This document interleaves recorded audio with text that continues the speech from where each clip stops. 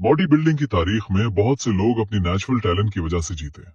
लेकिन जे कटलर ने दुनिया को दिखाया कि एक कैलकुलेटेड स्ट्रैटेजी और कभी न खत्म होने वाला सब्र क्या होता है। उनका ताल्लुक एक हार्ड वर्किंग फैमिली से था जो कंक्रीट का काम करती थी, और वही सख्ती उनके इरादों में भी हमेशा नजर आई, क्योंकि जे का रास्ता कभी आसान नहीं था और उनका मुकाबला उस वक्त के सबसे बड़े चैंपियन रोनी कोलमैन से था। साल साल तक जे ने रोनी के पीछे सेकंड पोजीशन हासिल की, जबकि लोग कहते थे कि जे कभी रोनी को नहीं हरा सकेंगे, क्योंकि रोनी एक अनस्टॉपेबल फोर्स थे। लेकिन जे ने कभी हार नहीं मानी और हर साल अपनी हर हार को एक लर्निंग एक्सपीरियंस में बदल दिया।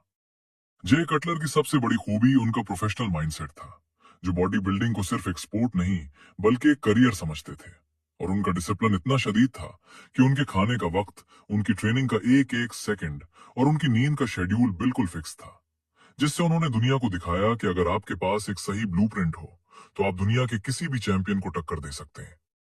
2006 में जब उन्होंने आखिरकार रोनी कोलमैन को हराकर अपना पहला मिस्टर ओलंपिया टाइटल जीता,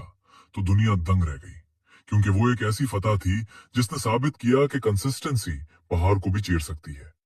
लेकिन जे की असली अजमत 2009 में सामने आई, जब वो अपना टाइटल पिछले साल हार चुके थे और दुनिया ने कहा कि उनका वक्त खत्म हो गया है। मगर जे ने खामोशी से जम में मेहनत की, और जब वो 2009 में स्टेज पर वापस आए तो उन्होंने अपना मशहूर क्वाड स्टॉम्प पोज किया और दुनिया में पहली बार अपना लॉस्ट टाइटल दोबारा हासिल करके साबित किया कि कमबैक हमेशा सेटबैक से ज्यादा मजबूत होता है। जे की लाइफ हमें सिखाती है कि कामयाबी सिर्फ ताकत से नहीं